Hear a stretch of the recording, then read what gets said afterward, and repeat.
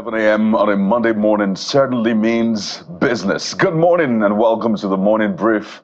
I'm Kaido Kikili here in Lagos. And I'm Jeffrey Ozama. Of course, welcome to the program. It's a brand new week and we're counting down to Christmas. What day is it again? You guys are the ones Well, it's December the 9th, so give or take, we have 16 days. Is it days. 9th or 10th? It's 9th today. Tomorrow is 10th. Oh, whoa. So we have 16 days to 16 Christmas, days to Christmas. officially.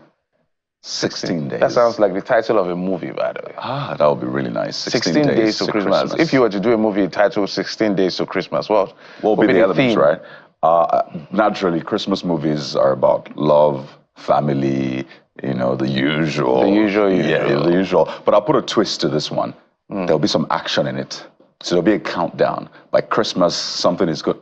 Wait a minute, I'm giving my ideas out, right? No, go ahead, it's fine. No, movie makers should reach out, right? But I think it'll be a great movie, something tied, not just the love, the usual, you know, family coming together kind of theme. It should be something action. On Christmas Day, someone is going to do something and then we have to race against time to ensure it doesn't happen. But the Nigerian kind of action movie. You know, I see a lot of movies these days and you can naturally tell that the theme or the dialogue is borrowed. But we forget that we have such rich culture, rich lingo here in Nigeria, enough to make thousands of movies. So sometimes it hurts, but it's okay. I know people have their preferences, but sometimes it hurts that you find people still trying to borrow some of these things when you have so much personality, so much lingo, so much content here in Nigeria. So 16 days to Christmas, watch out. Maybe we'll do it for next year, Jeffrey. You'll be my star actor. Oh, what character? You and I will star. One of us will be the villain. Must there be a villain? Naturally. There must there be a villain. Sometimes let's just be like just feel good movie. You know, at some point. Even feel good movies. Feel good movie. Villains. A feel of villainous character. Maybe you put a little of the Nigerian thing to it, a little bit of the hardship in the country, a little bit of the dirty December in spite of the hardship. You know, we're very defiant as a people. Right. We're very resilient. Whatever term you want to use to describe us. So no matter what it is, I'm seeing people saying, who are you outside this December? December 20th, I mean, you know, my brothers from the East, they're always saying they are going to the village. Straight up. So I've been saying that, look, the way it's going, it looks like despite what's going on in the economy, some December, some part of the country, the December will be very dirty, but that doesn't mean things are better. It just means that people are saying, look, we celebrate everything, burial, birthday, anniversary, things that excite us, things that provoke us, we celebrate everything. So don't mistake it for the betterment of the country. But at the end of the day, Nigerians will be Nigerians. We'll continue to hold on and do the best we can, guys. I almost said, guys, Bukola is not here. Bukola will be here tomorrow to be part of the show. Absolutely. What are we doing today? What a weekend it was. And we're keeping track, or at least keeping tabs on the just concluded election in Ghana. I know people drawing some sort of inference from that. If it happened in Ghana, this is what should happen in Nigeria. But every election is different. Every country is different. So that's why we're starting off on the show this morning.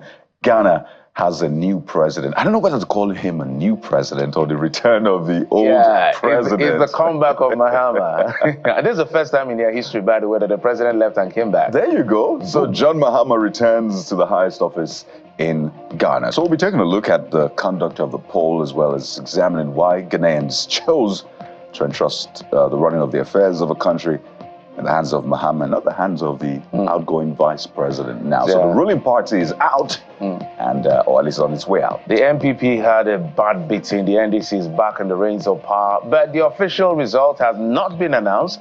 It's just that the candidate of the MPP, Muhammadu Bawumia, had actually conceded defeat. So Mahama is literally the president-elect, but official announcement has not been made. But besides that, we come back to Nigeria, where the issue of Dele Farotimi versus Babalola is still on, and the hearing, I understand, is supposed to be tomorrow because it wasn't granted bail. But some people are saying we will protest and we are not going to allow this. So the jury is divided as to what and who is right on this particular issue. The narrative is getting even intense by the day between Babalola, the legal luminary, and Farotimi himself, who is a rights activist and a lawyer. Oh, yes. And we have a dose of inspiration on the show this morning. A lot of it, actually. Double dose, booster dose, you call it. As we'll take a look at Nigerian women who are making a name for themselves and defying all odds inspiring younger generations of women, men, boys, girls, everyone really. And that will not be all, we tell you. It's a fast-paced and enticing show. That's a new word I created, by the way. I like it. Jerry Mallo, a Nigerian engineering sensation, is building everything he can build. From fiberglass car that keeps driving and changes his driving in the agricultural sector. So what you're seeing on your screen is a creation of this gentleman. How is he doing it despite the challenges? You know, define the odds to make the most of the situation. We celebrate him today on the program. You would like to listen to his story and how you can be inspired by it on the program. So be a part of the show, 16 days to Christmas. I like that. I like it. Hashtag 16 days to Christmas. Exactly. It sounds good, right? Sounds good. Hashtag CTV Morning Brave. That's a hashtag to use. If you want to be a part of the show, send in your comments. If you've got videos, it's Monday morning. I know Monday means business, rush hour right now. So if there's anything catching your attention and you want to share with the world, let us know right here on the show. And you can also do WhatsApp. Absolutely. Oh, yes. We're big on WhatsApp. So you'll see the number on the screen from time to time. You can send us a message right away, or you can just send those videos, whatever you've got, to the WhatsApp number. So hashtag CTV Morning Brief and the WhatsApp number, which you see on your screen. So bring your top stories after this. Join us again.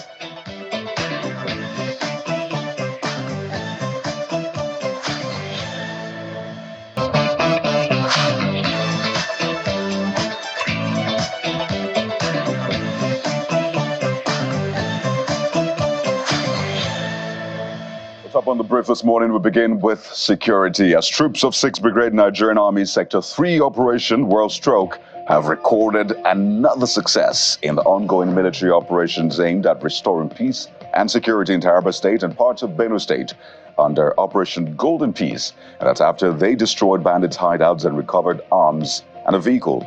The commander of 6th Brigade, Brigadier General Kingsley Uwa, commended the troops for their bravery and resilience in the face of adversity, and assured the residents of Taraba and Benue States under Sector 3 of Operation World Stroke that the military will remain resolute in its mission to maintain peace and security in the region.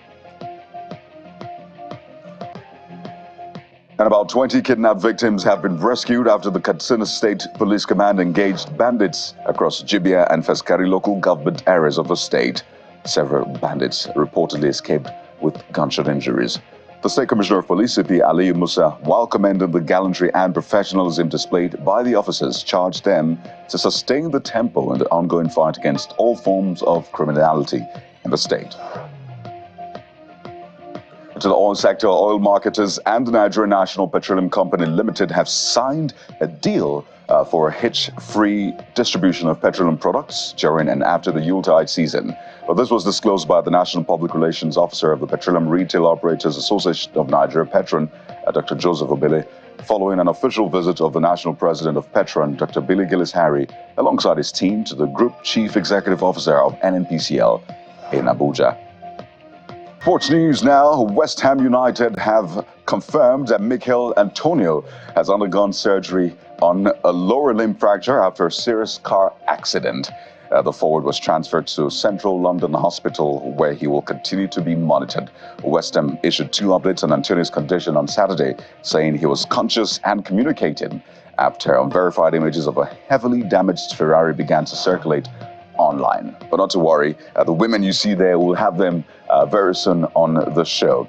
Also, the foreign scene, the election in Ghana is still making the news as the results from the presidential election are in gradually, as former President John Dramani Mahama has won a historic comeback to the Jubilee House, as it is called in Ghana. Mahama, who was president from 2012 to 2017, finally reclaimed the presidential seat at his 3rd attempt after falling short in 2016 and the 2020 elections.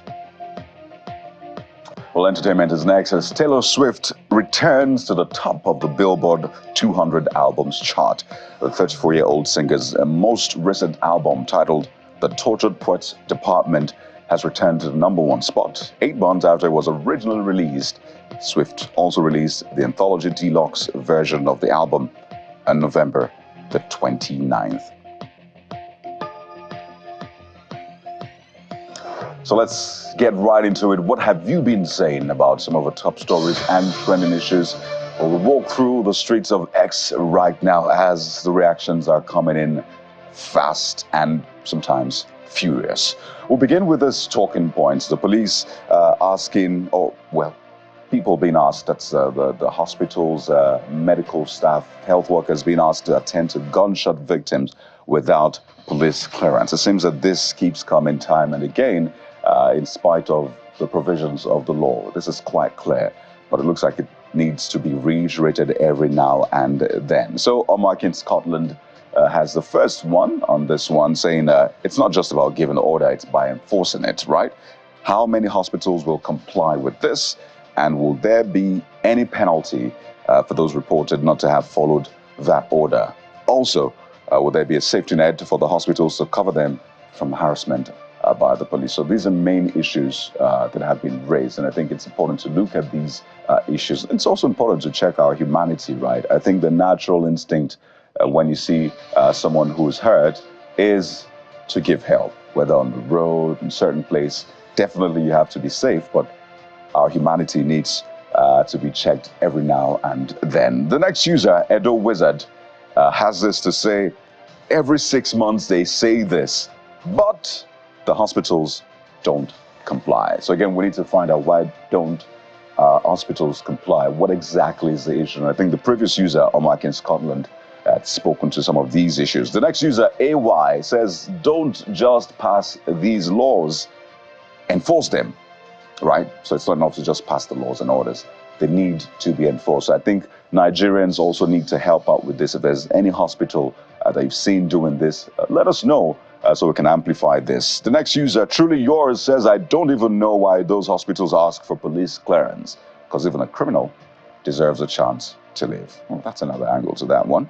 And Narrowscope is the next user, saying a good time to be alive for a theme like this, to be plastered for media awareness. That's what this user says. Now the next phase is to witness it being put to practice at various medical hubs of the country. As we said earlier on, this is not the first time that this has come up, but we hope that this will be the last time that we'll have to speak to this. Well, the next talking point is also about the police, right? Some of the successes recorded by the police. And it's a video that's been trending online showing the police successfully apprehending kidnappers and freeing victims who are held captive in a soakaway. That's a septic tank, whatever you want to call it, an underground chamber that is meant for feces and all that. Well, the police said to have rescued kidnapped victims from a soakaway. And the video will definitely show you that video showing the rescue of the kidnapped victims. But let's show you reactions. First, Timothy as the first who says, well done and God bless you, men of the police NG. So it's good to see when the police performs, Nigerians naturally will not hold back their commendations. And Faomi Olamide, that's FOSA, says you could feel the boost in the morale of the policemen. Kudos to them. So, yeah, I hope the police is reading and watching. Nigerians love their policemen when they do the right thing. Adekunle Badamosi says, these guys are really wicked. Imagine you're talking about the kidnappers. But the penalty for kidnapping should be life imprisonment. Honestly, that's what this user has to say. And I think this conversation has been had. In fact, some said it should be capital punishment, particularly for, the banditry and all of that. So perhaps this conversation will come up yet again at the right place, which is the National Assembly, where the laws are made. Abdul Latif has this to say: congratulations to those rescued, or the rescue team. That's what Abdul Latif says. Nice one. More success operations ahead for the police NG. So, and Emmy back says, what level of criminality are the people subjected to, for God's sake? This is absolutely horrendous. So nobody will see that video and not have one or two things to say about it, seeing those people in the soakaway. Just imagine what they've gone through and all of that. So that is another thing that was recorded just recently. Yet again, kudos to the Nigeria Police Force. But what have you been saying about the election in Ghana? Oh yes, former President Mahama has returned as the president of Ghana after that election, which was conducted over the weekend. So It's quite a lot that Nigerians have been saying. People join in friends to what's playing out in Nigeria or what might play out in the next election. So Mahama returns as Ghana president after election win. And you see this one, Mega Mixer saying, "Welcome back, President Mahama. Congrats to Ghana's first female vice president. I hope they both gave Ghana the leadership it deserves. Thank you, Dr. Bawumia, for being a Democrat. And congrats to the MP. Okay, so if you're not Nigerian, you might be lost at this point. So let me just leave this part for my Ghana brothers and sisters, right? So this is a general feeling, at least in Ghana and across the African continent, or maybe the sub-region, about this particular election in Ghana. So a lot of congratulatory messages, but we're still keeping tabs on the finality of that election. But we'll take a moment now on the show. Don't forget, you can keep your comments coming in, hashtag CTV Morning Brief, or on WhatsApp. Let us know what you think about those talking points, the election in Ghana, and the other issues.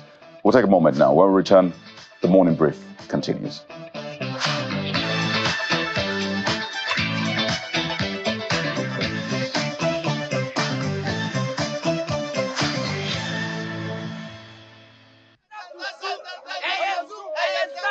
There's been no official declaration of a winner of the presidential election in Ghana, but to supporters of former President John Dramani Mahama, they already have their winner. Though all of the ballots are yet to be fully counted, Mahama was already set to be in the lead with 56.3% of votes against 41.3% for Mahamudu Bawumia.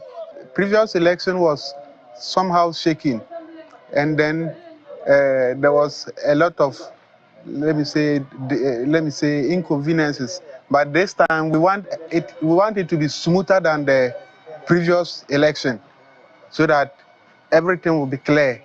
I'm very, very, very happy because of John have winning Bole district or Bole municipality. So today I'm very, very happy. All of the town, young boys, youth, ladies, old men, all of them are very, very happy because of their brother, their son, their uncle, their, their son. The former president acknowledged on social media platform X that he had received a congratulatory call from the vice president following his win.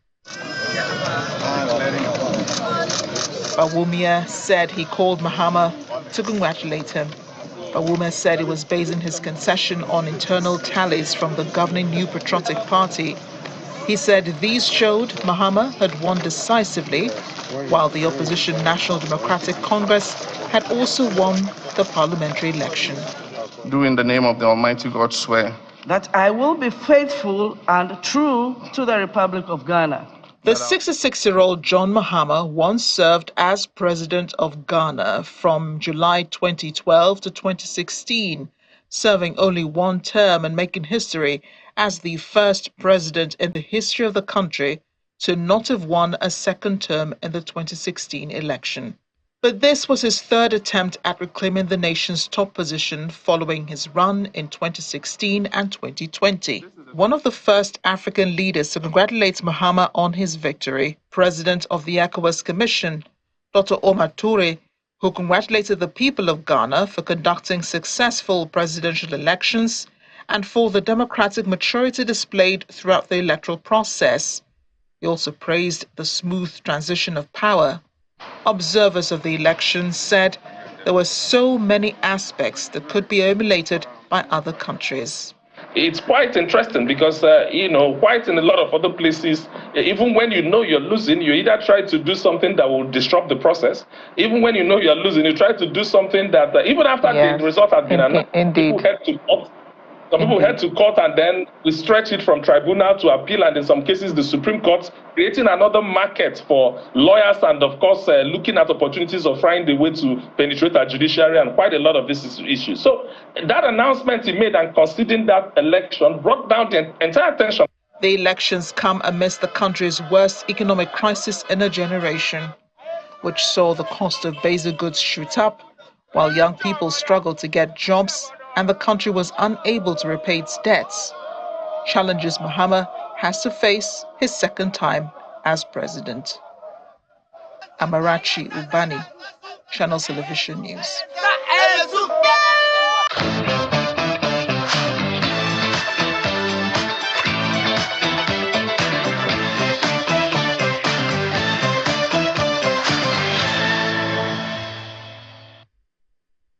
Well, that election is in focus. Dramani Mahama, John Mahama, is president-elect, but not officially announced yet by the Election Commission of Ghana. That's their own INEC. But Mahamadou Bawumia had actually considered defeat. So all they're doing now is just for the formalities to wait. But the NPP actually took a big beating by the NDC. We're going to explore this conversation with a political analyst and broadcast journalist of the working with Multimedia Group in Ghana, Eugene Osei-Tutu, joining us via Zoom. Also, Osei Bonso, Programs Director at Sempe FM in Ghana. Thank you, gentlemen, for coming on the program. Thank you for having me. Thanks for having us.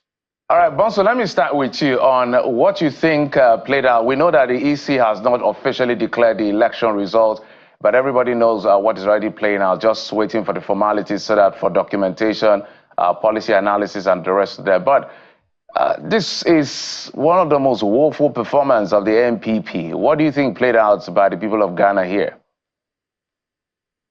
Yeah, thank you, and good morning to your viewers. Everything about this election has been historic. I mean, from the campaigns we've seen from the two leading political parties, and it actually even began from the choice of presidential candidates of the two leading political parties. And by that, I mean the NDC and the NPP. So the NDC elected former President John Dramani Mahama to be their flag bearer going into the 2024 elections about some 2 years ago. And it's the first time a former president had attempted, to come back.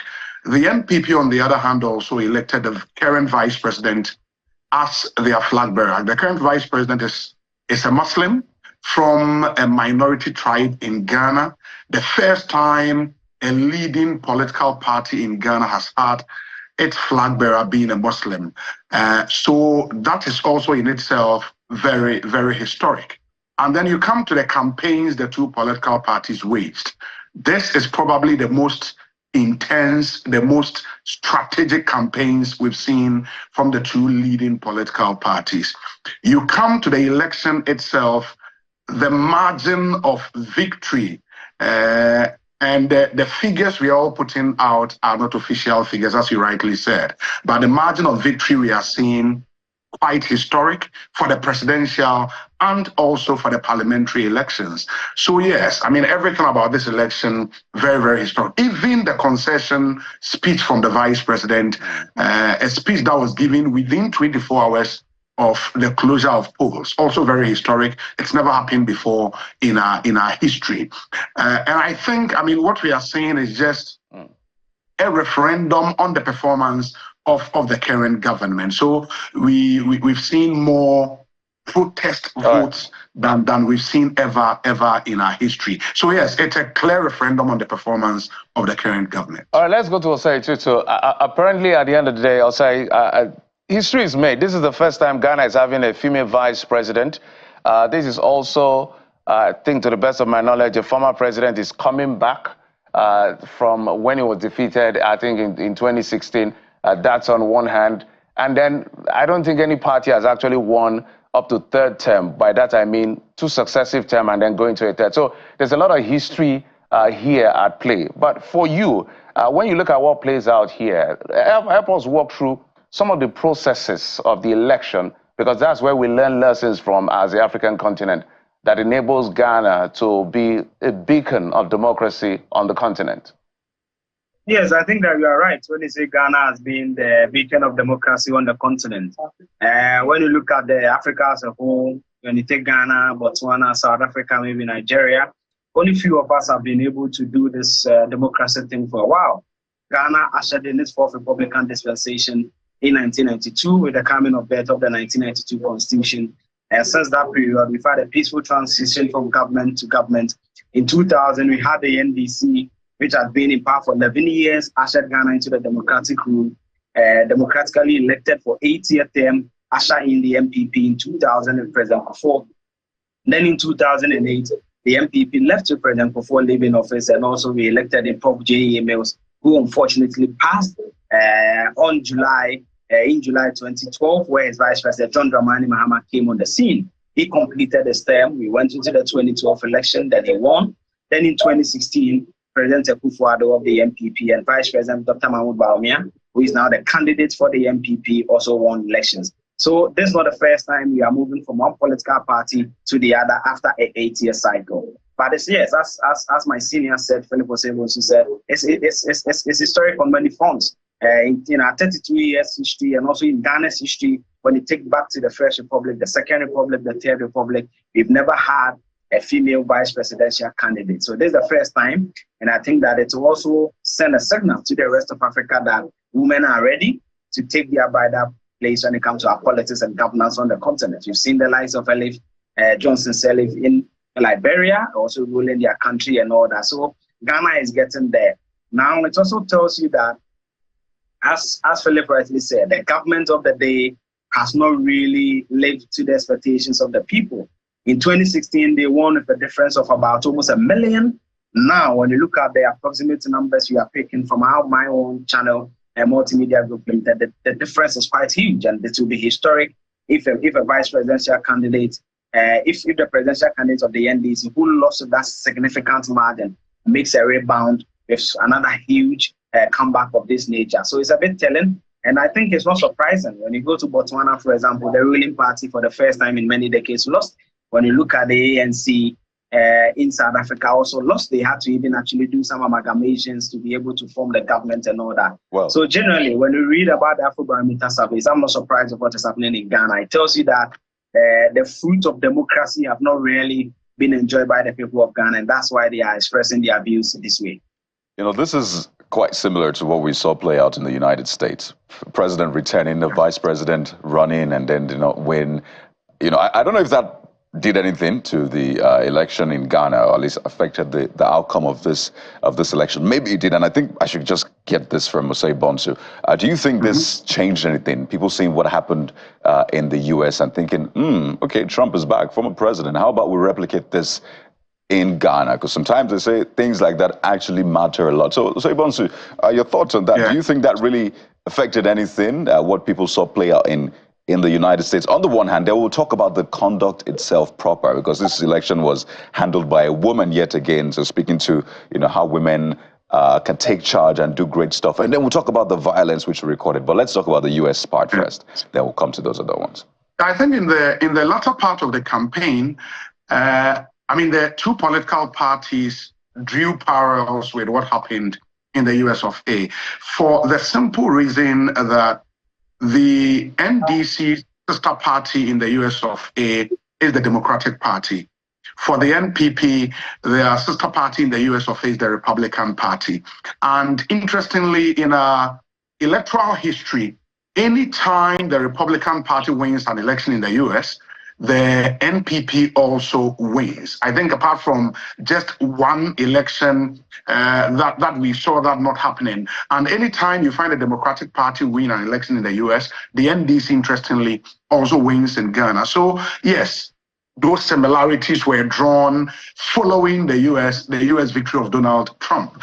As to whether it had an impact on the elections in Ghana, I think only a proper research can establish that. But of course, I mean, you should expect that the political parties would want to draw those similarities to see if they can sway the decision of voters in their favor. But yes, it's an interesting research that can be conducted to see whether it had an impact on the Ghanaian elections. And you made the point about a woman also organizing this election. This is the second woman we've had at the Ghana's Electoral Commission. The first was Charlotte Osei, and then we've had also Jean Mensah taking that position to conduct this particular elections. Yes. Right. So we talk about the conduct proper now. I mean, we still have a long time to talk about the outcome and how this will change the face of governance in Ghana. But I mean, we've seen deaths, and this has been, condemned, really.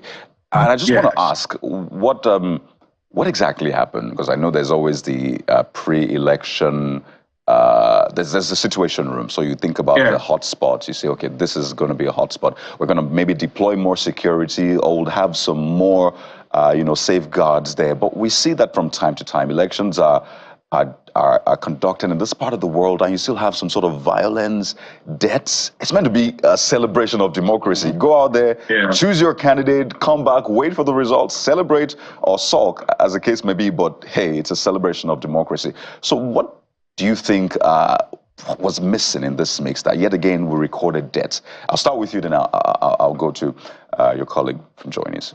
Very well, very well. I must say it's very unfortunate, and we have to condemn what happened in no uncertain terms.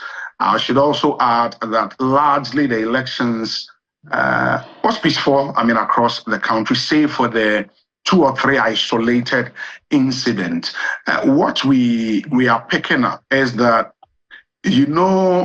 in the electoral chain in Ghana, voting is done at polling stations, and there are some 40,000 plus polling stations across Ghana. When polls close, the votes are counted at the polling stations. And then what we call the pink sheet is filled with the number of votes each candidate got. Their polling agents, the party polling agents are there. They sign on these pink sheets. And then we move from the polling stations to what we call the constituency coalition center, where all the polling station numbers would be aggregated. So we have who won for that particular constituency. At these coalition centers, that is where we found a lot more controversies. It happened in 2020, and that led to the loss of some 8 lives at various, constituency coalition centers across the country. And this year, because the 2 political parties were so careful that they were policing the process from the polling centers to the coalition center, and that is where all the controversies happened. And we've recorded, I think, 2 deaths up until now. 1 more death, but that was all linked to elections. You have 2 people dying, which is directly linked to the elections. Quite unfortunate, but it's because of the situation at the various coalition centers where you find party supporters trooping to the coalition center, and some of them engaged in violent activities, and that led to the death we've seen. All right, let's go to Osai. As we begin to wind down, Osai, let's talk about the tax before Mahama on this particular, as far as this particular victory is concerned. Some people have complained to the effect that the government of Akufo-Addo was tone deaf to the expectation of people. So what is the tax before Mahama, and how is he expected to make sure he pleases the people of Ghana who have given him a chance to lead them yet again? Well, I think that he has a very big task ahead of him. When you look at the surveys that dominated the conversation before this election, for example, when you pick the Afrobarometer survey by Ghana's Center for Democratic Development, and Afrobarometer, as you know, operates in many African countries. When you pick what we call the Global Info Analytics Research, the UNDP also did what they call the Human Development Index, together with Ghana's Statistical Service. Then Ghana's National Commission for Civic Education, which is supposed to educate people on their rights, on patriotism and all elections and what not to do and all. They also did a survey they call the matters of concern to the Ghanaian vote. That 5 key things were raised by the Ghanaian people that said that this is on the metric on which they will be voting in this year's election. The top 5 in no particular order was about the economy, meaning that John Mahama will have to fix the economy. Ghana's exchange rates has been wobbly. In the last couple of years, fuel prices have been soaring. We've seen inflation as far back as December 2022, our inflation of 54%. Now, by the grace of God, we are doing just about over 20%. In fact, when you look at Ghana's monetary policy, which in simple terms, the interest rate, how private people can access the interest rate from the Bank of Ghana. As at the 20th of September this year, Ghana had the highest interest rate across Africa, 29%.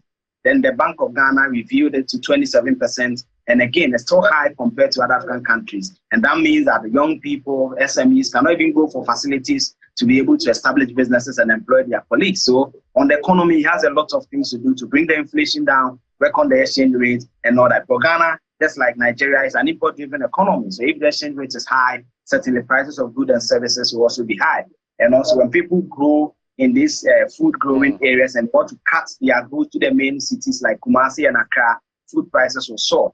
The second issue was jobs. Ghana is battling an unemployment of 14.7% according to the Ghana Statistical Service. So many of Ghana's teeming youth do not have jobs. There's an institute at Ghana's Premier University, the University of Ghana, which is the Institute of Social and Statistical Economic Research, ISET, where they say that out of 10 graduates that come out of Ghana, that are universities or tertiary institutions, just about 3 get job readily, meaning 7 do not get jobs. Teaming young people on our social media in our various communities without jobs. So it has an issue with jobs. The third was about educational concerns. Most people feel that there need to be some look and tweaking when it comes to Ghana's educational system. The fourth was about health. For example, the region I'm talking in, the Ashanti region, is the worst region when it comes to health proximity. We do not have enough health facilities for people, so you have to look at that. The last was about jobs. Roads, where people feel that there's a lot of infrastructure and road deficit that we need to construct. Yeah. All right. As you're saying it, if not that you're talking to us from the Ashanti region in Kumasi and we're speaking to your brother from the Greater Accra, I almost feel like you're in Nigeria because we have similar metrics when it comes to literally everything. That makes us brothers. So we have to fix our continent together. Gentlemen. I actually have a friend who always says that when you travel to African countries, you think that our presidents are on a common WhatsApp platform, but the problems are the same. Absolutely. I think Eugene might want to quickly comment on the expectations, really, the job ahead. Just 1 second, just 30 seconds, Eugene. Yeah. No, that's a Bonsu. Just 30 seconds on the expectation. Sorry. I think basically the president-elect knows what's at stake. I mean, you go through the NDC's manifesto and quite a number of promises were made. Even supporters of the NDC, since the victory, have been calling on their leader to make sure he delivers on his promises, or else the Ghanaian people will do to him what they've done to the current administration. So I believe he knows what's at stake. I mean, the economy is a major issue, and that he would hit the ground running immediately after his swearing in to get the economy back on track. Thank you so much, gentlemen. I wish you the very best. It's a new era, January 7. Mahama takes over, and we'll see how that plays out for you guys. 4 years he has to fix whatever he left off in the Jubilee House. Eugene Osei Tutu, political analyst, broadcast journalist with Multimedia Group Limited in Ghana. Also, Osei Bonso, programs director at Sampe FM in Ghana. Thank you so much for your analysis and your insights on this. Thank you. Thank you for having us. Absolutely. Kari, I was just hearing, as I was listening to all that, I said, like, is this Nigeria? You heard NPR, you heard 20-something. Okay, as he's calling their numbers, I'm comparing with that. All right, we'll take a quick break, guys. We've done with Ghana. Let's come back to Nigeria. We have our own issues to fix. We'll take this quick break. When we come back, we'll get to the very next conversation on the program. Join us again.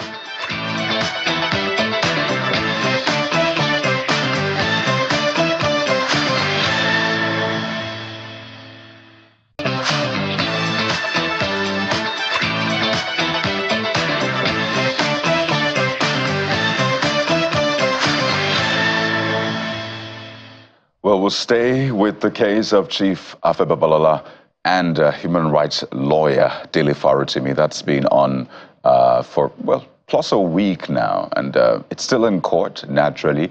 There's still a lot of conversation outside of the court, new dimensions coming into this. But what do you make of all of the back and forth? We're going to provide you with some informed conversations on the show this morning. We're joined by a former Commissioner for Justice and Attorney General, Ekiti State, and legal practitioner, of course, Owusheni Ajayi, joins us virtually, as well as the CEO, Injustice is Real, also a legal practitioner, Ngozi Dorothy Mallo, both of them join us virtually. You're welcome to the Morning Brief. Good morning. It's a pleasure. With you. I know that this particular conversation does not just have national angles to it. There's also the international dimension, people coming out with, WikiLeaks here and there. But let's stick with the national issues as it concerns, the constitutional provisions, the freedom of expression or otherwise, where your own rights end, where mine begins. This is a big case. And naturally, I'd like to begin with you, madam, because you're joining us from at Fort Shire, and there's also the international angle to this. But you are seeing what's playing out. You're seeing all of the conversation online and offline. And I wonder, do you see similarities between the laws here and the law where you are? Because a lot of people have drawn inference saying, well, this is what will have happened there and not here. But speak to us. What do you see? Thank you. Thank you for that question. From an international perspective, firstly, there's quite a lot of difference. Now, when I say there's difference in terms of how due process, how the West, how we look at due process in this country compared to how Nigeria applies due process. Now, I am quite aware that Nigerian law, there's a civil law, there's a criminal law, there's two aspects to the law. Holding Dele Farotimi, it's very easy to say, oh, it's a civil matter, or no, it's not a civil matter, it's a criminal matter. He's been held under the criminal code in Nigeria, in Ekiti State. It's very easy to argue all of these things. But at the heart of it all is, has due process been followed? You see, has it been followed? Nigerian law is quite complex. I'm sure we all know that. And from this conversation, we'll probably delve into it a bit more. Nigerian law is very, very complex. It's not as straightforward. It's not as easy. The West, internationally, it's a lot clearer. It's a lot clearer. Just uprooting someone from one state to another state to apply the jurisdiction in that state, it's not quite as straightforward in the international spectrum. So yeah, just to answer your question, it's different. It's different how things are done, how it's approached, how due process is applied internationally compared to how it is in Nigeria. Nigerian law it's really broad. It's all over the place. You can say, yes, civil law, Lagos State applies decriminalized, defamation.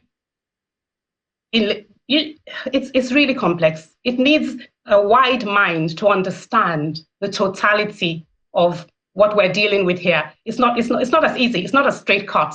It's not cut and dry. Right. So I will I hope that answers your question. Oh, yes, certainly. And it's good to have these perspectives so we understand that we're not operating on an island. There's lots of examples to learn from, but still Nigeria remains Nigeria. And I'll come to you, sir, because you've had to, use the laws time and again as, the Commissioner for Justice, Attorney General. You're also involved in this case. So when she says, one, questions about due process, and the other part, Nigerian law being difficult all over the place, is that something you also have to contend with? And then we can draw, inferences from this case, Mr. Ajayi.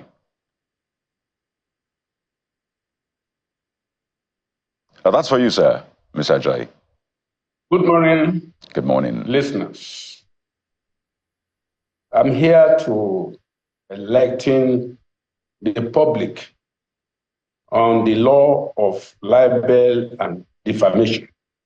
I will be extremely careful about the matter that is in court, in which Mr. Dele Farotimi have been charged to court for criminal libel, because I don't want to be accused of being sub judice, because this matter is in court. There are limits to which we can discuss it, but we can enlighten the public concerning the law of libel and defamation. The law of libel and defamation is both civil and criminal. You can, if there is a publication against your interest or anybody libel or defamed your character, the law allows you to opt for two options of resolution. One, you can go civil and claim damages. And the law too has also made it criminal. If you are opting for the criminal resolution of the libel of defamation against your person, you can write a petition to the police by way of report, stating that you have been criminally libeled. It means you are anticipating that that publication may have adverse repercussion or engineer the public against you, which may affect your freedom, which may affect your liberty, which may affect your freedom, you can write a petition to the police. The police, after reading your petition, if they discover that there is a prima facie information in your petition, they will now invite whom I will describe in this instance as the suspect. The suspect can be invited through various means. He can be invited by way of just calling him. Please, there is a case against you. Can you come and defend yourself? They can also, if he refuses to respond to that call, it could be issued a warrant of arrest duly obtained from the magistrate. And if that warrant of arrest is served on him, is obligated to respond to the police call. And on getting to the police, he will also state his own position. This is a petition against you. You have been accused of libeling so-so personality. What is your defense? If he now put up a defense in his statement at the police station, and the police after weighing the two, the petitioner's case, his response to the petition, and a prima facie case is established against that suspect, he will automatically be charged to court. That a prima facie case is established against a person doesn't mean he has been found guilty. What that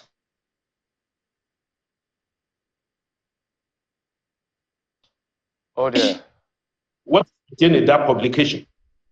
You could order raise justification. You could say, yes, I wrote it, but I have justification for doing so. He is going to do that in the court of law. And in the present case, which personally has become controversial, I cannot see what makes it controversial at all. If not because we are turning it from the law to politics. All right, Mr. Ajayi. They are politicizing the issue of arrest of Farotimi unnecessarily. Mr. Ajayi, if you can hear me, Mr. Ajayi. Can you hear me, sir? I'm hearing you. Okay, not to break your thoughts, but just so, since we're staying with the law, and of course, as you said, it's a subject under adjudication, so stay away from the merits of the case. But maybe you bring to your attention why the public or people that are supporting Farotimi, or people that are reacting to this case are reacting. And I want you to help us interpret it as far as the law is concerned. The first question is the fact that Farotimi had claimed that he was never ever invited by any court in Ekiti, referencing the fact that he was even petitioned in Lagos, and he gave time and location to where he reported to those locations at the police station when he was petitioned. But never for once was he invited in Ekiti State before he was arrested eventually. So I'd like you to speak to that effect. If somebody that claimed he wasn't invited and then a warrant of arrest was issued against him, what does that say in law? That's on one hand. On the other hand, if as a magistrate court has actually issued this warrant of arrest from Ekiti, can it be effected in Lagos? That's the second part of the question. Third, he has been arraigned in Ekiti. Is it not a bailable offense? Because he wasn't granted bail, and that will be heard tomorrow. So 3 questions in one. If you forget any, I'll remind you, sir. Yes, let me start from the position of his being arrested in Lagos. Libel is a universal thing. It is not limited to where the person who is accused of libel or defamation resides. anybody who felt that he had been libeled or defamed, anywhere he used that publication, cause of action arose there. In the instance case, Farotimi published a book. That book has become international. It is read everywhere in the world, including Ekiti State, where Chief Farotimi-Babalola resides. And he could report that matter to the police in Ekiti State for investigation because he read the book in Ekiti. It was published to Ekiti people. It was published to his university. Therefore, he has the locus to report to the police in Ekiti. And the police, they have the power to get the person arrested wherever he is, anywhere in this country, and invite him to Ekiti State to come and state his own case. In the instant case, the matter was reported by Chief Farotimi-Babalola to the Commissioner of Police in Ekiti State. And according to information, he was duly invited. When he did not come, then a warrant of arrest, that is due process of the police in inviting a suspect. A warrant of arrest was obtained from the magistrate in Ekiti. That is part of the due process of getting a suspect arrested or invited to come and state his own case in any allegation against him. It was when Dele Farotimi did not come to Ekiti on invitation of the Commissioner of Police. They have to obtain a warrant of arrest, which was duly executed against him in Lagos and brought to the state. Therefore, no jurisdictional procedural error have been committed. Even in the popular case, which you all know, Nnamdi was even arrested in Kenya and brought to Nigeria to come and face prosecution. All right, Mr. Ajayi, my apologies yet again. Because of time, just maybe the next so that we can bring in the other guests. Is this not a bailable offense? Why wasn't he granted bail? Okay, let me talk on that. When a suspect is charged to court by the police, the issue of bail is discretionary. It is the discretion of the presiding judge or the magistrate. It could grant, if it's a bailable offense, it could grant the suspect bail immediately. But if there are issues being raised and it's not clear to the presiding magistrate or judge, like the issue of health issue, things like that, he may ask them to apply for bail by motion, which is not new. Most of our governors that are charged to court, even for small offenses, the magistrate will say, I cannot grant bail. Let me hear your application for bail. Go and put up an application for bail. This former governor in Yaya Bello, he's still in detention. They said it's a bailable offense, but go and put it in the motion. And that is exactly what the presiding magistrate did in respect of this matter. Right. He said from the argument of prosecution and that of the defense counsel, I want the application for bail to be put in writing. Right. And this has been done. It's not to be had tomorrow. It has not been denied bail. It is the discretion of the magistrate to direct the parties to go and put the application in writing, in form of a motion, which has been done, and it will be argued tomorrow. Right, Mr. Ajayi, pardon me to come in now so we can take this conversation to Ms. Ngozi Dorothy Moloku, joining us via Zoom as well. I think the point about the magistrate court has also been a major point of contention, really. And for those who are raising issues with this, I wonder why magistrate? I mean, it looks like this was already planned choreographed, and he was just taken right there to Ekiti. But let me come to you, madam. I saw a quote where you said, injustice thrives in Nigeria, rendering many adults desensitized to the pervasive unfairness surrounding them. And this has been the back and forth, really. Your right ends where mine starts. Some say this is not meant to be a criminal issue anyway. And you were trying to talk about what obtains where you're at. But again, listening to Mr. Ajayi explain, the laws, the process, and all of that, does that clear the air to some extent for you? No, it doesn't. It absolutely does not, from a human rights perspective. And I say this because Lagos State, particularly, libel is a civil matter. It's a civil action. Lagos State, the criminal law of Lagos State, and I'm quoting, 2011, repealed defamation, as they decriminalized it. The case of Dokubo Asare and the Federal Republic of Nigeria, criminalizing defamation is unconstitutional. Now, from the perspective of Ekiti used the Criminal Code Law of Nigeria, which allows Dele Farotimi to be charged to court if he published anything that is libelous of a person or matter. He can then be charged to court. And this is the law that they are standing on in Ekiti, as far as I understand it. Now, the law is very complex. Just a moment, madam. Just for a moment, let's confirm from Mr. Ajayi if that's the same law they're relying on. Mr. Ajayi, is that correct? The law is not correct. Sorry, I didn't get that, Mr. Ajayi. Yes, I got that contributor. And just quickly, is that the law we're relying on here? Yes, because Section 59 of the Criminal Code Act talks about publication of false news with intent to cause fear and alarm in the public.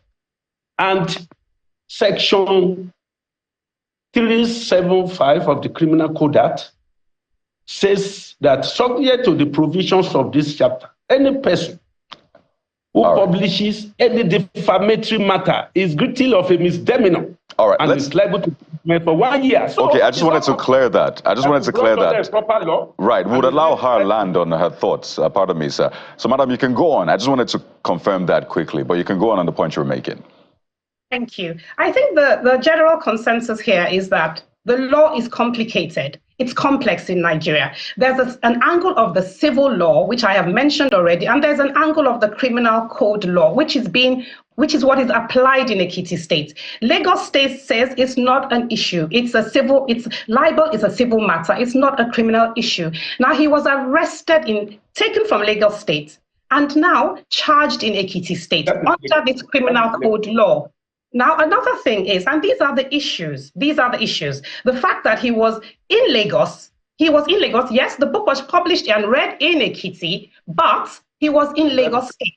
And these are the issues that people have. It is a lack of clarity, as to the law, because the law is very, very complex and complicated. And I think from a perspective of this law, the law needs to be reformed. There needs to be a total overhaul of the law so it's clear. It's clear to the layman. And that is why social media is amok. Social media is a buzz because of all these issues. From a layman's perspective, his human rights are being violated. You see, people don't understand that there's a criminal law and there's the civil law. And yes, Lagos State, Ekiti. In Ekiti, the libel hasn't been repealed in Ekiti State.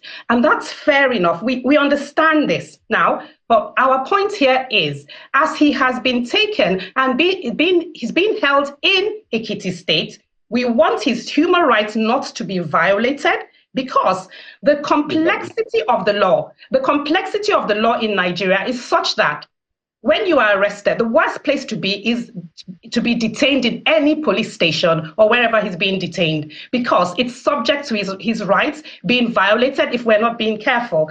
Many, many times we've all seen these happen. There are many cases, many journalists who have been arrested and we just see their human rights violated. So what we're saying is we don't want his rights violated. Right. If he has done anything, he should be allowed bail. The magistrate should have granted him bail because he's not a threat. allow him bail. Now, once he's allowed bail, we can then say, okay, let the law take its course. If he has defamed Babalola, then let the law take effect. That's what we're saying. All right, Mr. Ajayi, I want you to respond to some of the sentiments being shared by Mrs. Ngozi here. The perception is to the effect that given the stature of the man, Babalola, who has been a lawyer for over 60 years, perhaps is the oldest living lawyer in Nigeria. And of course, this is happening in Ekiti State, and given the way things play out, the fear whether he will actually get justice or it will, fair hearing, if I may, on this one. Is that not a genuine concern? I know you were citing Section 375 of the Criminal Code. It also explains in Section 373 of what it is, and there's even a Section 377 that gives some other explanation, which is why she's talking about clarity. Maybe you respond to this concern people are raising as to the stature of the man, where this is being prosecuted, and all the encumbrances around this to know whether or not he is going to get fair hearing. Let me first of all clear one point, that the right of Mr. Dele Farotimi is not being violated in any way. Immediately, he was in the police station, and his statement was taken. He was charged to court. Issue of argument arose as regards his bail. The presiding major has a discretionary power to grant bail. Said, please come and convince me in a written form. And the motion has been filed. It will not be the first. That will not be the first court to do that. It is applicable in every court in this country, and we have been seeing it. And I want us to understand one thing, that because Chief Babalola is an icon, doesn't mean if his own right is violated, he must not complain. Because if anybody who lay a complaint to the police for investigation, and that complaint are investigated, and if there is a prima facie case established against the suspect in the complaint, and they are charged, every day, people come to our chambers every day, and we write petition to the police as regards similar issues like this, and they are violated, and they are invited. And if a prima facie case is established against them, they are charged for. Sometimes they are found guilty, sometimes they are set free. Okay, what is special? In this case of Chief Babalola, writing a petition that look at this book, they said this person wrote severally that he corrupted the system of judiciary up to the Supreme Court. He has rubbished the entirety of the judicial system, involving Chief Babalola in the corruption of the Supreme Court. And you want him to keep quiet, not to defend his right. He said, please, police, look into this matter and establish whether I've actually corrupted the Supreme Court. Because it's an econ, is it not entitled to his own fundamental right? And because Dele Farotimi, because it belongs to the human rights groups, it belongs to the Aluta group, which I belong to too. Right. I was a former president of Ife Student Union. I led students to bombard the barracks, 15 loaded loads, when Tripoli and Benghazi were bombarded, were bombed. Right. And African leaders were not responding. So that is our right. All right. Therefore, the Farotimi should just go to the court, defend these allegations against him. The application for his bail will be taken. And if the court found it fit, it will grant him bail. So these are procedural things. All right. I want to emphasize that due process have been followed. All right. In respect of the we'll keep following the public to manipulate the whole events. It's not fair. Well, Mr. Ajayi, we have to anchor at this point. Clearly, I think what a lot of people just want is let the same law apply to everyone, right? There shouldn't be a law for certain people and a law for other people. But just quickly, now that particular book has become a bestseller of sorts now. If you can hear me, Mr. Ajayi, that book now has become a bestseller. So more people now have the book, purchasing the book. Some are even giving it out as giveaway, buy 10, give people. So it's a bestseller. So my question is this, if he is found guilty, So what are the options available for redress or some sort of reparation? Can the court say everybody who has bought the book, return the book? Because the book has gone even farther than it would have if this case had not been instituted. Mr. Ajayi. Can I have that your question again? My question is about that book now becoming a bestseller as a result of this case. So that book has gone far and wide. People are buying the book, even giving others. Buy 10, give people. So in terms of redress, reparation, if he's found guilty on that assumption, what can the court do to get redress? Will the court say, oh, let's withdraw this book from circulation? Or what exactly are the options available to the court? Yeah, you see the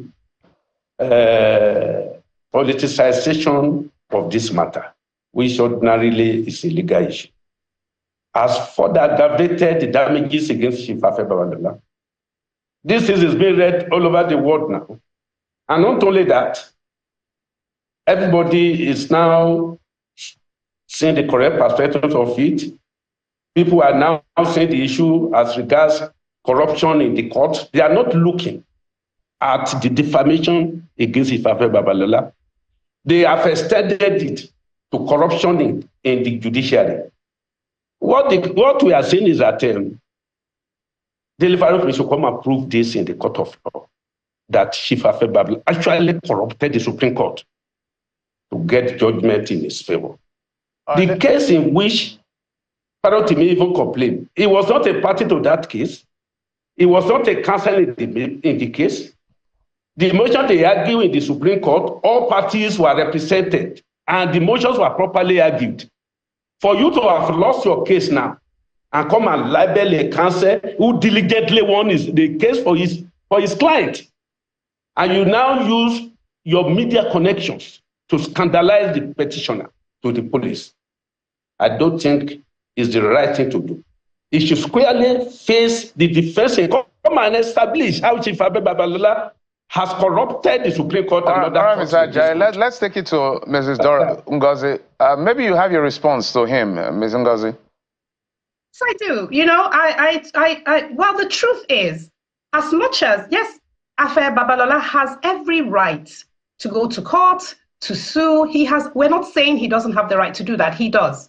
What we are saying here is, you see, regardless of the fact that, okay, he has the right, it was published in Ekiti, he's not too pleased about the comments, his character was defamed, that's fine. We understand. And we're not saying he doesn't have the right to do what he needs to do. What we are saying is, let Dele Farotimi's rights not be violated. And I hear you say, oh, his rights are not being violated. But the truth is, the view of the judicial system in Nigeria is it has been maligned. You know, there's a level of distrust, and the distrust is so high, that people just don't see someone who is deemed an ordinary, quote unquote, ordinary person be getting justice, so to speak. It's hard to be able to achieve these things. But that's the general consensus, though, because of the legal system in Nigeria. The judicial system, it's viewed as entirely corrupt. And as a result of that, people are just concerned about Dele Farotimi being detained or being held. We have to be concerned. We have to be, because this is what we do. It's all about human rights. Now, from the perspective of Babalola, it doesn't look good. It really doesn't. When you put 10 million pounds into an institution such as King's College London, he did that to actually develop African children, to develop the youth, to develop the young. This is not a good sign. It doesn't speak well at all. It smacks of heavy-handedness, you know, a highness. Oh, I can do what I want to do because I can do it. Well, madam, that's what it smells of. Let me quickly follow up before I go to Mr. Ajayi. This is what people are talking about. And there's a high level of concern as to his rights. And we will be taking this matter to King's College. Tomorrow, 2 p.m. tomorrow, we are calling on every Nigerian in diaspora, in the UK, to come and join us at the Dixon Poon School Mr. of Ajayi, your thoughts on this, Mr. Ajayi? Pardon me, madam. Mr. Ajayi wants to speak on this quickly. Mr. Ajayi, over to you now, please. Yes. socializing this matter. Personally, I find it's unnecessary because people should talk to the truth. If you want to investigate corruption in the courts, you know the appropriate way to do it. You don't bring somebody that has struggled to become somebody in his life, that has struggled to become an icon. You now love him with it. You lost a case to him. Sentimentally, when you don't have any option, you are not blackmailing the old man, a 95-year-old man. You are not blackmailing him. Using him to expatiate your grievances is the corruption in the court, which you are not able to establish. And we are now asking you, come to court. It's very simple. Come to court, come and establish how Chief Farotimi-Babalola has corrupted the Supreme Court. All right, we have to wind down at this point. What is human rights violation there? Right, we have to wind down at this point. Human rights violated. By asking you, come and establish it, how Chief Farotimi-Babalola has corrupted the Supreme Court. Well, Mr. Jai, Madam Ngozi, we have to wind down at this point. He's a big man, not entitled. If you can hear me, Mr. Jai, pardon me, this is an ongoing conversation, but on a final note, in less than 30 seconds, Mr. Ngozi, if you felt someone defamed you, would you sit back or go to court to seek redress?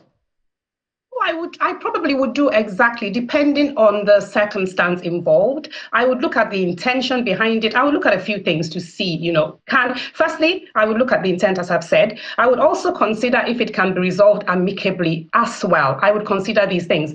But I am not saying that Babalola does not have the right to sue or to go to court about it. He does.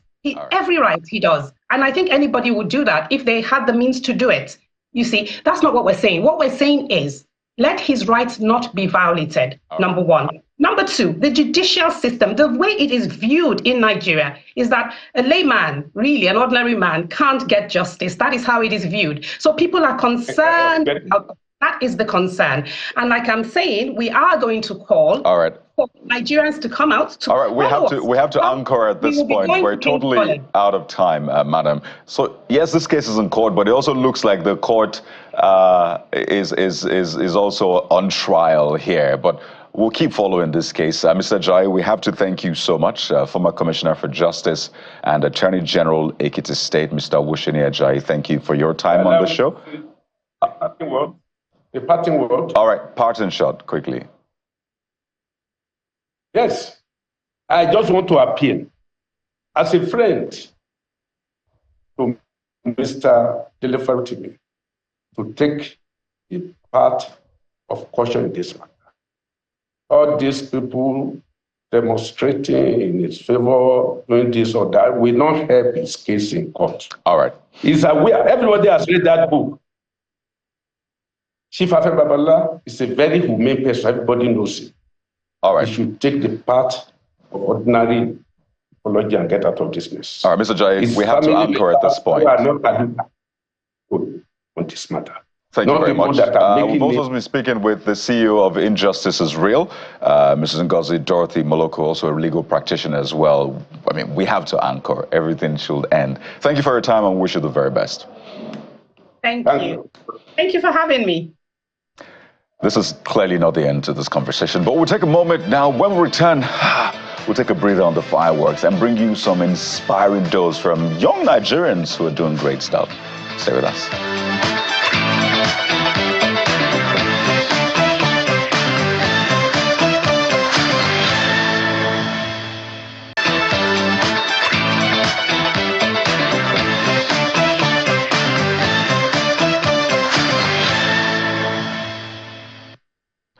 Welcome back. Our responsibility is to shine the light on people that are making a difference, especially if they are young persons and if they are women.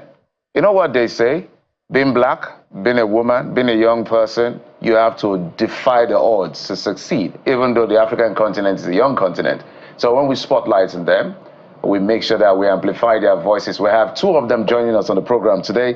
They are both co-founders of Cargo Plug Logistics.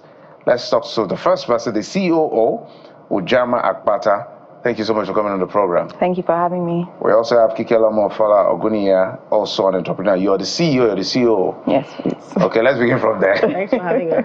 I know what it is, but for full disclosure, make us understand what exactly the difference between what both of you do before we get to the nitty-gritty of what you do. Okay, so I'm Kike, and we're co-founders of Cargo Plug, of course. So basically, we're a logistics company, it's cross-border logistics. And the difference between what we do is based on our strengths. So I'm the CEO, I'm as the COO. I'm a lawyer by profession, so I'm better with communicating, marketing, and I think dispute resolution, because things like that come up between ourselves, of course. Yeah, dispute resolution in-house and externally. And yeah, just overall oversight functions of the business. And Amma? So as COO, in terms of like operations, I'm better with numbers. I'm an engineer, chemical engineer by profession. So better with numbers and in terms of like daily operations of the business. Are you both in the wrong places or something? No. Well, I'm listening. An engineer and a lawyer. And a lawyer. Okay, Yeah. I'm just listening to find out exactly. So what made you to just say, okay, engineering, can you just take a bow for just a moment? Let me fix this. And then you, a lawyer, you decided to say, okay, this proceedings, hold off. Let's proceed on the roads. What inspired you? I think a pain point that we genuinely had. So Amma and I schooled in the UK, came back to Nigeria, and we like shopping. Yeah, we didn't jackpot, we just went to school and came back. And then we like shopping and just always wanted to get things we wanted from the UK, things we'd become accustomed to. And back then, this was in 2013, we started the business in 2013, that's 11 years ago. There weren't that many delivery companies that we could afford at the time. So we thought, why don't we fit? People would always ask on social media, is there anybody coming back from the UK? I need a friend. Do you have a cousin's mommy that is coming back? I need a person to help me carry out a favor. And we thought, let's try and solve this problem for ourselves and obviously for other people in the same shoes. And never did we expect that we'll be here 11 years later, still doing the same thing, but of course at a bigger scale. Naturally, we'll hear your own side of the story as well. Yeah. It's the same story. So we worked together. We actually worked together at an oil servicing company, and we spent our lunch times literally trying to find someone to come in, and then we decided to solve the problem, and we've not looked back since, actually. Beautiful. I'm curious first, what kind of CEOs are you in the boardroom? Are you the, or you're calm? I'll ask your workers as well. But let me ask you first. But how does it work? Both of you, I imagine in the boardroom at meetings, how would you describe your approach to business, really? I think we have a more problem-solving approach. So I wouldn't say we are catty or, we don't make decisions based on emotions. We're very business-minded, so decisions are based on facts, figures, how the numbers are doing. That's how we make our own decisions. We're very critical. We just want to solve a problem that people are dealing with, and that's our aim. Our customers are our number one priority in everything we do, our customers and our team as well. So I wanted to speak to the toolbox for starting a business in Nigeria, right? Jeffrey said that earlier on. You're women. Right? Maybe the power of two helps, really. So your punch hits faster, but starting a business is not quite easy in Nigeria. And you're in a sector that is quite tricky because you have to deal with customs, you have to deal with all those things, and it's not really black and white. So starting a business in Nigeria, what is, if you had a toolkit that you could arm young Nigerians with, what would be in that toolkit? I'll start from you, Kike. So of course, as a lawyer, first thing is regulatory compliance. So be sure that you have a registered business, because people just get on Instagram these days, start something and think it's a business, but it can be a hobby. And you say CEO. Everybody wants to be a CEO now. MD CEO, something. But yeah, starting right. So comply, register a business, even if it's a business name, start with that. Have a corporate bank account. That's the basic. And I think even before this, be sure you have a market for what you're doing. So for us, we had a pain that we had, and we knew there were a number of people in the same shoes. Have a market ready, and then start compliance with compliance externally and then internally. So let's say you start with yourself, just you as a business person. even though you're operating from home at the beginning, at least have some kind of structure that you put to your business. Know what your day-to-day looks like, have your to-do, so that when you bring on people on your team, you have something existing, some existing process flows, even if it's just something in Word. Okay, when you start in the morning, this is your job description, this is have a letter of employment, just having structure, and even corporate governance as well. So having a board, and maybe at the beginning you can start with just friends, advisory board or something, and then expand as you go along. Now, one of the key things for us was starting right with our numbers. Aside from the fact that we're two and we need to be accountable, we had a proper bank account. And we had an Excel spreadsheet, actually, that a friend of ours, a colleague back then, helped us create. So it'll show us what's coming in, what's going out, and how we can account for monies owned by the business. Now, we didn't realize it, but at the time, we would do it as it's normal. But then when we went to apply for a loan from LSTF, the Lagos State Employment Trust Fund, those documents we kept from day one came in really handy to make us, to present our case properly as a proper structured business. And that helped access a 5 million naira loan.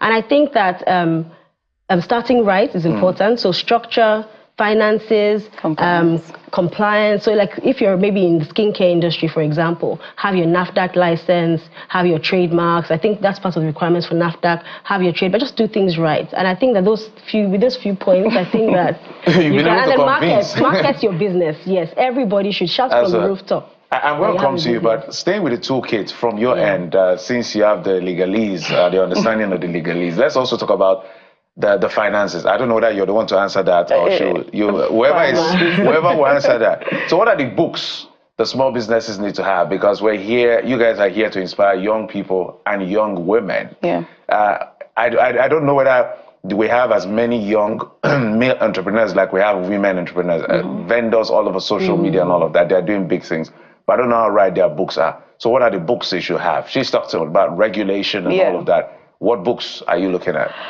Just basically cash flow to start off. You don't even need to have anything major, but basically have somebody that will keep account of what's coming in and what's going out in your books. It's just really basic. And now there's so many accounting softwares online that allow you just get all that information done.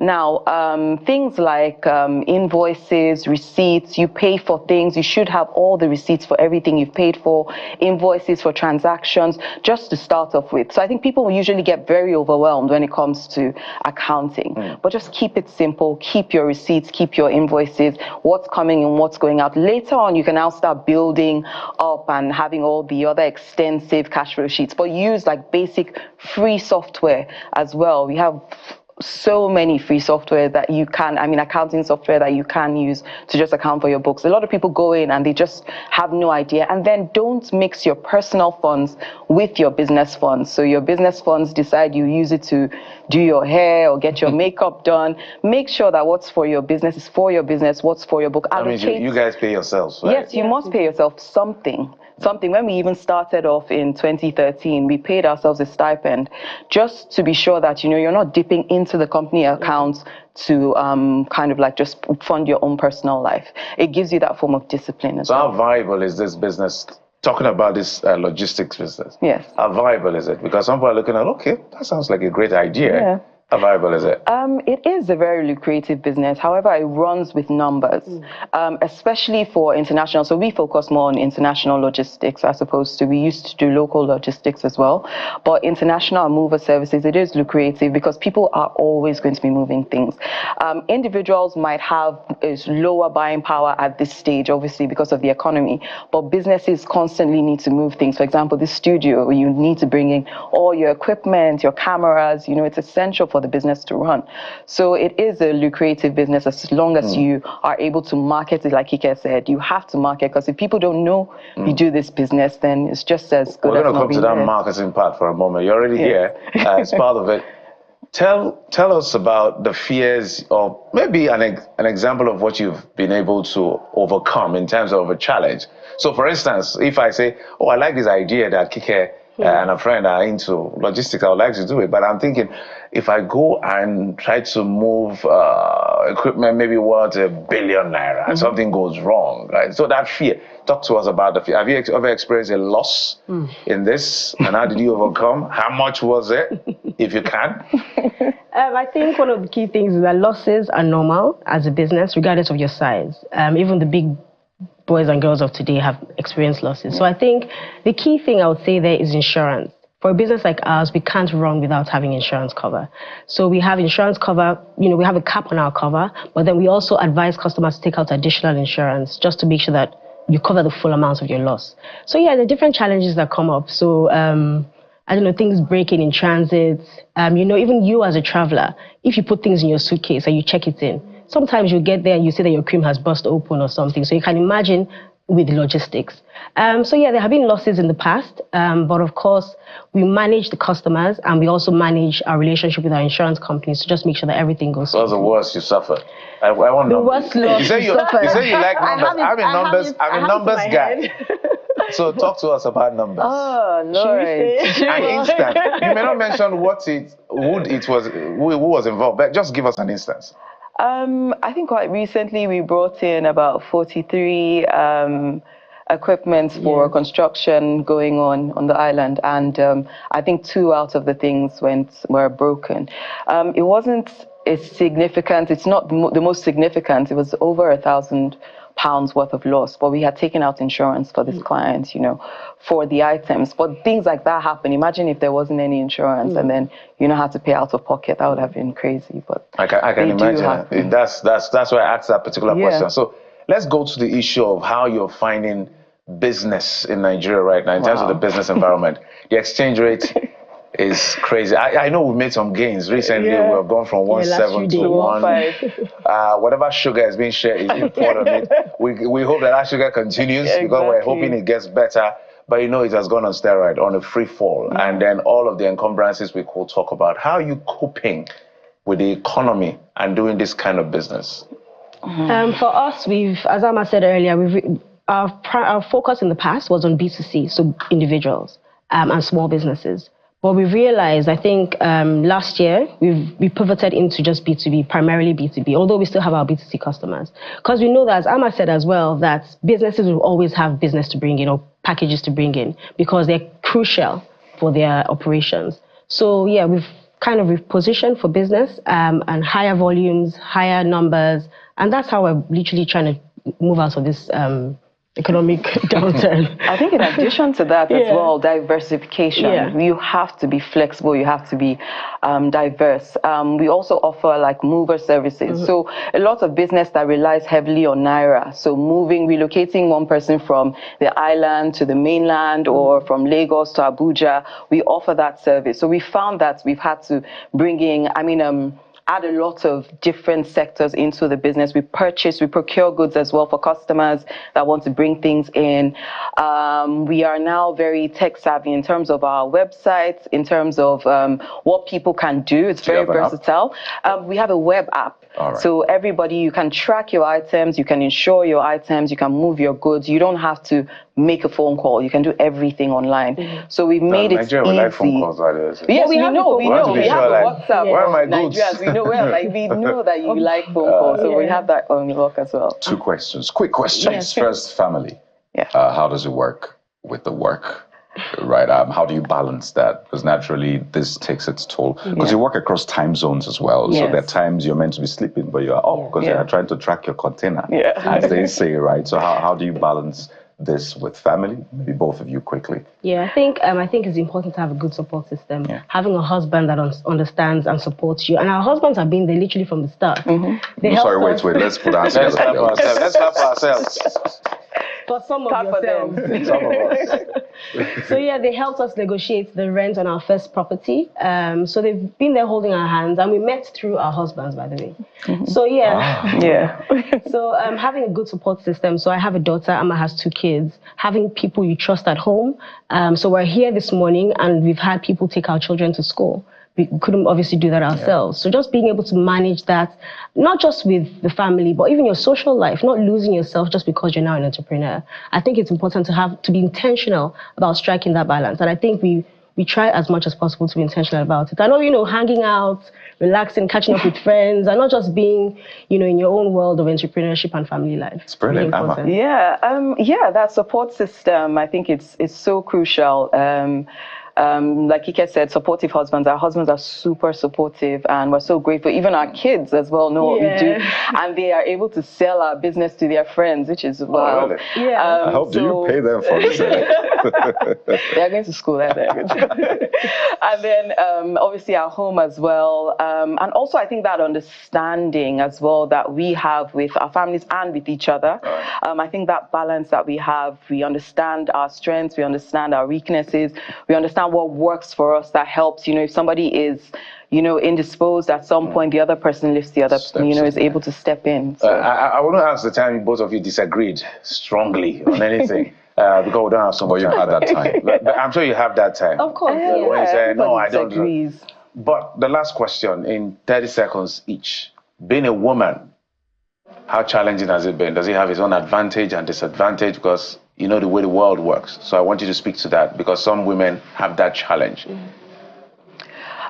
Yes, so it has its advantages. The advantages are that you're able to shine, because nobody expects much from you to start with. So you're always able to shine in everything you do. You always have an edge because everybody's trying to lift the woman up.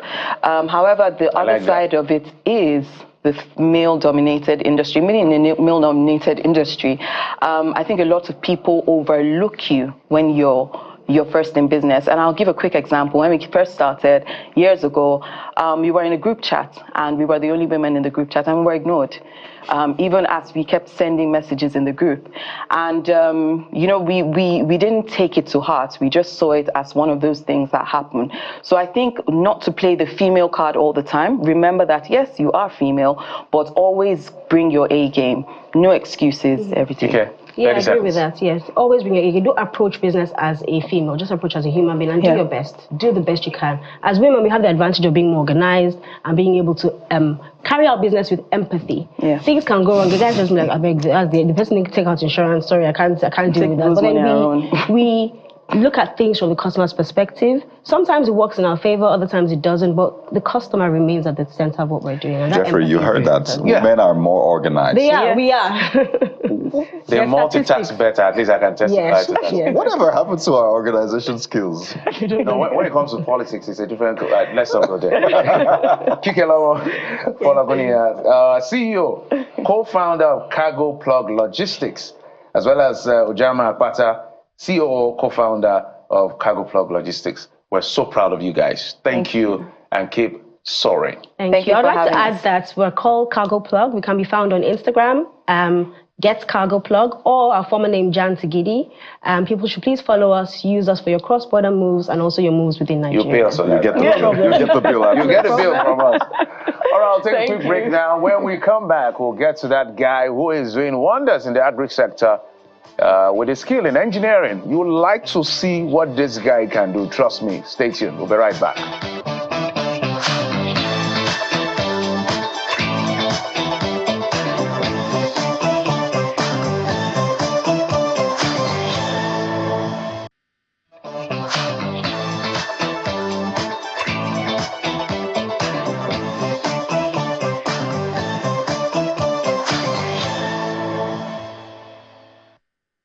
Well, years ago, Channels Television brought you the story of Jerry Mallo. A lot of you might remember that sport car he did and went viral. But guess what?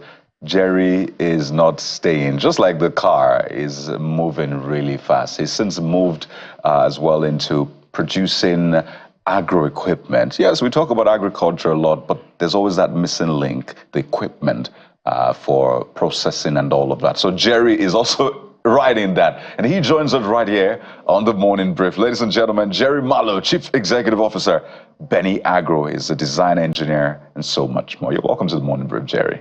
Thank you very much. Thank you. It's a pleasure having me here. First thing that strikes me is the fact that you have a very calm demeanor.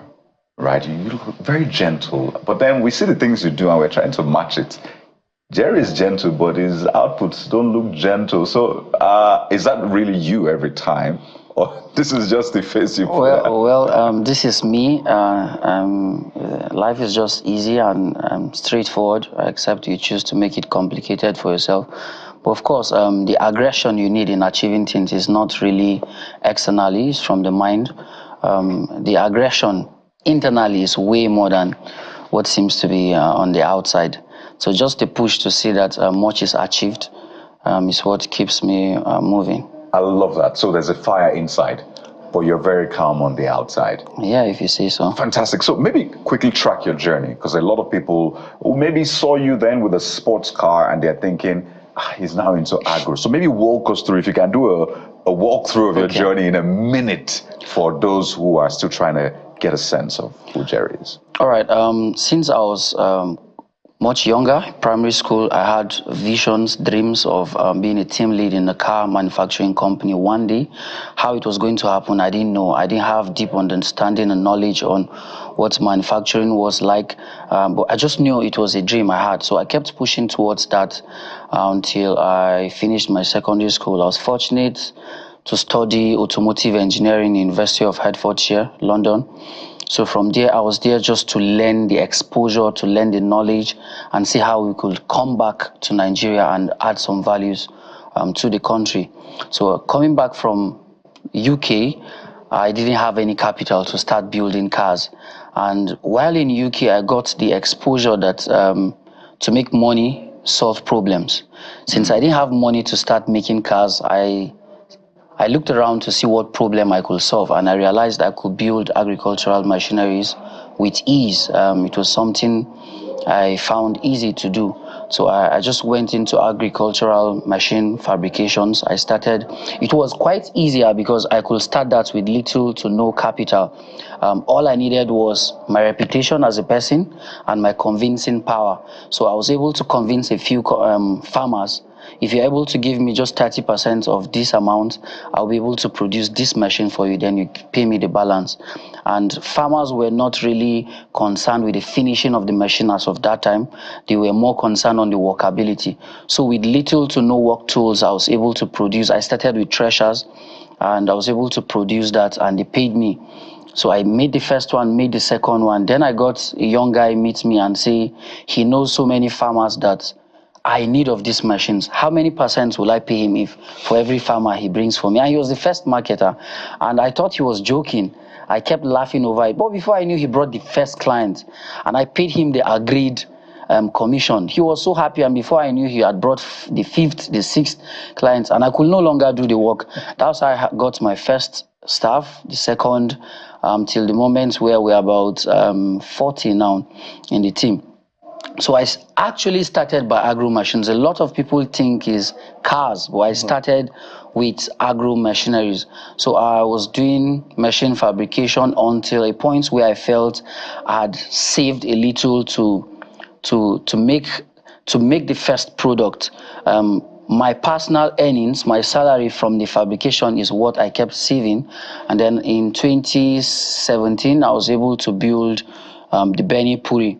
We actually built that when I realized that we have a lot of graduates in Nigeria, but we have very few people who understand this manufacturing. So I just wanted to share the knowledge I had.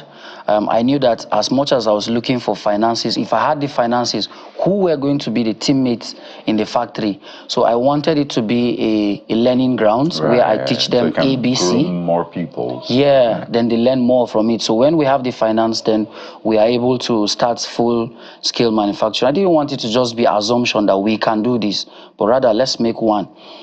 Another reason for that was before then I had met a lot of people for pitch decks, for investments. And because of my age, my size, it was always sounding crazy. Come and see one boy, he wants to start making cars. And that's how people kept laughing at me. I'll go to a bank and that's how the bank manager will call his colleagues and they all laugh at me. It was really funny. So it became easier when we were able to come up with the first model. So we always go there to say, this is what we've done without support. So if we're able to get this level of support to be able to achieve this. So keeping the dream alive, we kept indulging a lot of young minds. We realized that in Nigeria, this part of the country, it seems all that matters is the certificate. While we have a lot of knowledge in our minds, I have studied a lot of countries and I saw that actually the things pushing them forward are the values the minds are able to chunk out. So I kept engaging young people till the point where we made the next model, Benny Stanham. That's why we're celebrating you, because you're an incredible guy. You beat a lot of odds to be here. And this is just the beginning. But let's go back to some of your creation before we come to agri, which for me is very, very important, given how this is fundamental. If you look at our GDP numbers, agri contributes the highest most of the time at the end of the day. So I wish you could put up that car. Let's talk about that car for a moment. I know we've covered it. For those who have never seen this, walk us through how you created this and what is this? All right. At first, going to UK, I had the wrong understanding on what car manufacturing was. And when I went there, I actually realized that there's little to no company that produces all the parts by itself. So I started from having that understanding. But I still wanted to see how we could create jobs and do majority of the parts in Nigeria. So we started from the sketch works. I imagine a lot. I imagine what the car will look like, and we always take our inspiration from nature. And a particular animal we pick inspiration from is the hare, the wild rabbit. I grew up in the village, in a farming environment. So whenever we're farming, you just see the hare spring out from the bush. Right. And our dogs would chase after the hare, but won't be able to catch it.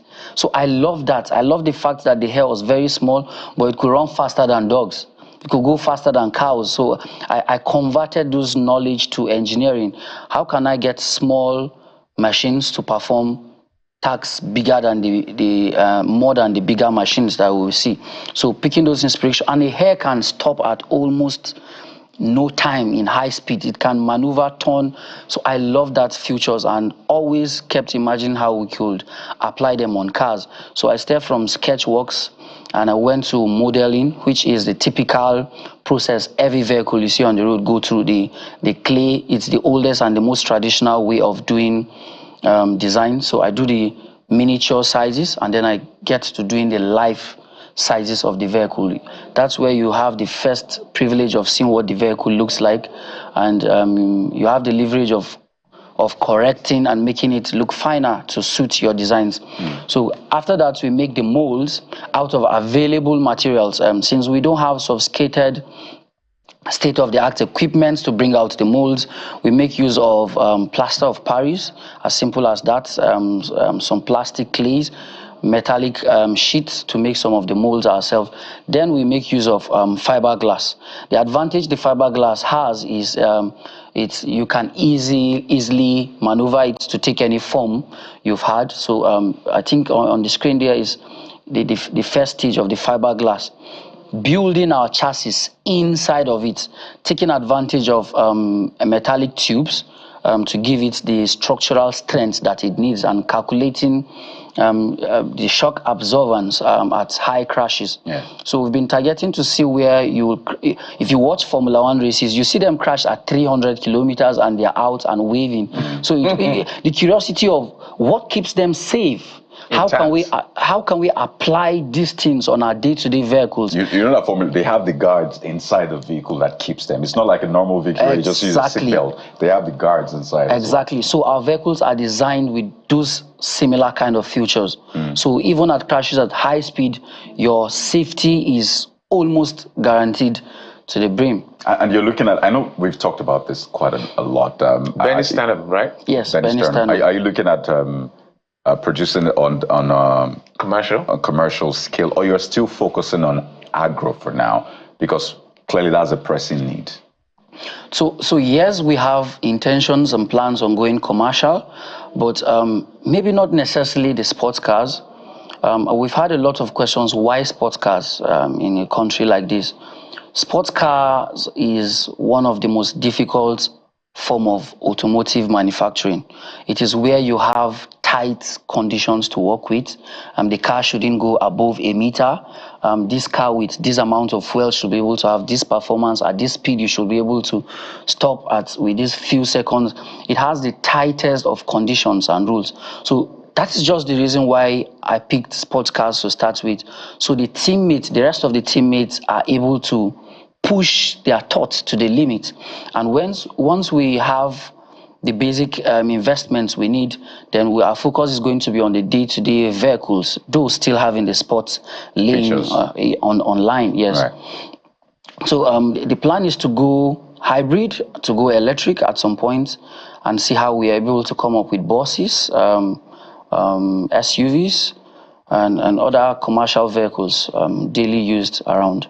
I'm concerned about replicating this across the board, and I think that we need to start connecting the dots. You talked about people being big on certificates, but really the truth is certificate should imply you have knowledge. You're able to use that knowledge. So it's not just carry paper. Let's see what you can do.